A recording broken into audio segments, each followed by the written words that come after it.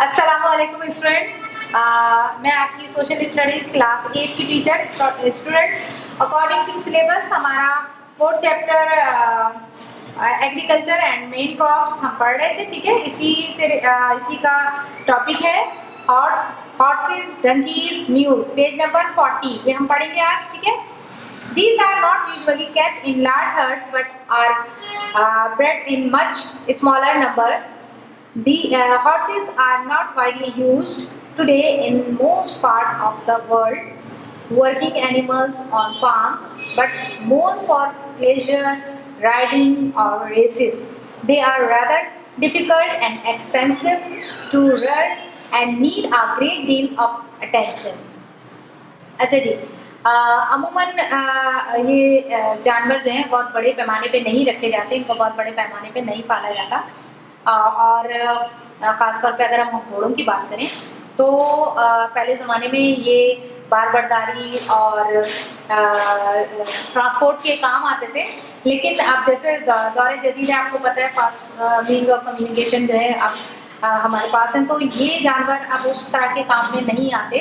ठीक है, लेकिन लोग अपनी खुशी के लिए, राइडिंग के लिए, घुड़सवारी के लिए और रेसेस के लिए इनको पालते हैं। They are rather difficult. अच्छा, इनको पालना जो है कोई आसान काम नहीं है, ये बहुत ज़्यादा तवज्जो मांगता है ये जानवर। इसकी ख़ास किस्म की खुराक होती है और ख़ास किस्म का इसको मतलब सारा इसकी रिहाइश होती है। इसकी देखभाल के लिए अलहदा से लोग होते हैं, रखे जाते हैं जो कि इनकी देखभाल करते हैं। तो ये बहुत ज़्यादा कहना चाहिए डिफ़िकल्ट काम है इनको पालना। फिर आ जाए जरा हम डंकीज़ की बात करते हैं। The donkeys is a much tougher animal which is why it is used so widely in Pakistan. It is hardy, can live on almost any diet and works more useful on mountains or rough countryside, although we think of the donkey as a slow plodding animal which when necessary it can be surprisingly fast. The wild donkeys can reach speed of up to 70 km per hour and can keep up 24 km per hour for 2 hours without break.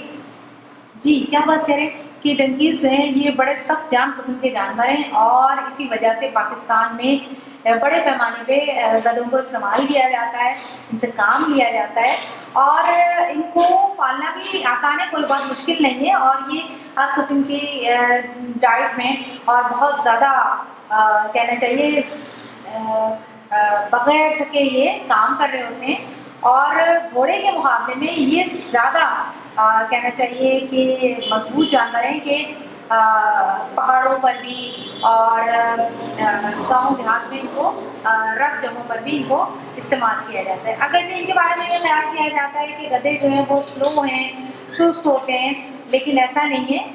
जहाँ ज़रूरत होती है ये बड़ा हैरान कुन जो है ये बड़े तेज़ी से काम करते हैं। और ख़ास तौर पे जो जंगली वाइल्ड डंकीज़ होते हैं ये इनकी स्पीड जो है ये 70 किलोमीटर पर आवर होती है और ये 24 किलोमीटर पर आवर जो है वो 2 घंटे तक इस स्पीड से ये विदाउट ब्रेक ये काम कर सकते हैं। ठीक है, the mules which is a cross between a female horse and male donkey is a very tough, hard-working animal, even if it is sometimes very stubborn. जी, म्यूल यानी जो खच्चर होते हैं ये क्रॉस ब्रीडिंग का नतीजा है फीमेल हॉर्स और मेल डंकी। ठीक है, और ये बड़े सख्त जानवर होते हैं और सख्त मेहनत इनसे की जा सकती है, ये जानवर है।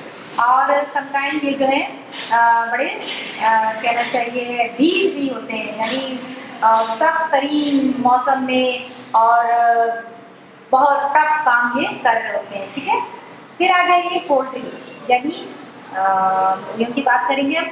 Most Pakistani farmers however small their land keep a few chickens and perhaps some ducks and these birds can feed themselves, but their food is stopped up by household scrap।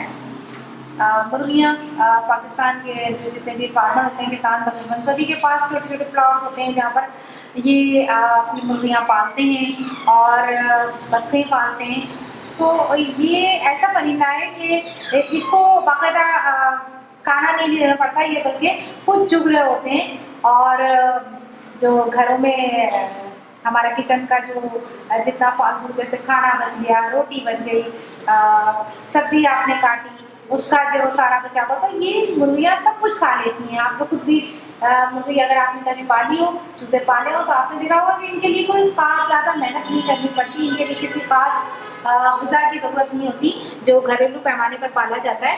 तो ये बड़े आराम से पल जाते हैं घरों के अंदर और किचन का ही जो बचा कुचा होता है वो खा लेते हैं। They provide eggs all the year, and when their laying lives are over, they can be eaten. Poultry is easy to rear. Some eggs are allowed to hatch out into chicks. जी, क्या ये सारा साल हमें अंडे फराहम करते हैं, मतलब इनके खाने पीने का ज़्यादा ख्याल भी नहीं करना पड़ता, ये वैसे ही चुग रहे होते हैं और हमें सारा साल अंडे दे रहे होते हैं। और जब ये अंडे देने की उम्र इनकी पूरी हो जाती है फिर हम इन्हें काट के खा लेते हैं, ठीक है। और इनको पालना भी आसान है। और जब ये अंडे बहुत सारे लोग इस तरह से भी करते हैं कि इनके अंडों को संभाल के रखते हैं थोड़े अंडे, और फिर उनसे मज़ीद जो है वो चूज़े निकाल देते हैं। There are also, especially in the West, commercial poultry farms where tens of thousands of birds, usually caged, produce eggs and meat for the market. Many people think this is cruel because the birds are jammed together so tightly that they cannot move. Special food designed to encourage egg laying runs along together, run along, trapped in front of the cage. Often the great shed in which the birds are kept have no windows but only electrical lights, which are switched on and off twice a day. The birds are tricked into belief it is another day and so lay more eggs. अच्छा जी, क्या कह रहे हैं कि ख़ास तौर पे मगरिब में तिजारती पैमाने पर इनको मुर्गियों को हज़ारों की तादाद में जो है इनको पाला जाता है और इनको अंडों के लिए और गोश्त के लिए मार्केट, मतलब बहुत बड़े, जैसे हमारे पास आपने देखा होगा पोल्ट्री फार्म होते हैं, इसी तरह से इनको पाला जाता है। बाद लोगों का ख्याल है कि ये बड़ा ज़ालिमाना है क्योंकि एक ही जगह पर उन्हें हिलने की भी जगह नहीं होती और ये बिल्कुल एक साथ टाइटली वहाँ रखे हुए होते हैं और कोई इनकी वहाँ पे विंडो वगैरह नहीं होती या इनको खुला छोड़ा नहीं जाता, बल्कि ख़ास किस्म की इनको ग़िज़ा दी जाती है जिससे ये चंद ही हफ्तों में बड़े हो जाते हैं और फिर अंडों और गोश्त के लिए तैयार हो जाते हैं, ठीक है। और इसके अलावा इनके दिन में 2 मरतबा लाइट इनकी खोली और बंद की जाती है, जिससे उनको ये होता है मुर्गियों को कि दिन निकल आया और रात हो गई, उसके बाद फिर ये अगले दिन पे, जिससे ये समझते हैं कि फिर आगे वो अंडे देने के लिए तैयार है। This method of rearing poultry is known as intensive farming. अच्छा, ये जो तरीक़ा है इस तरह से मुर्गियाँ पालने का, ये इंटेंसिव फार्मिंग कहलाती है। अच्छा जी स्टूडेंट्स, आज हम अपना ये टॉपिक यहीं पे रोकते हैं, ठीक है। और इससे रिलेटेड जो वर्क है इंशाल्लाह मैं आपको नेक्स्ट वीडियो में दूँगी।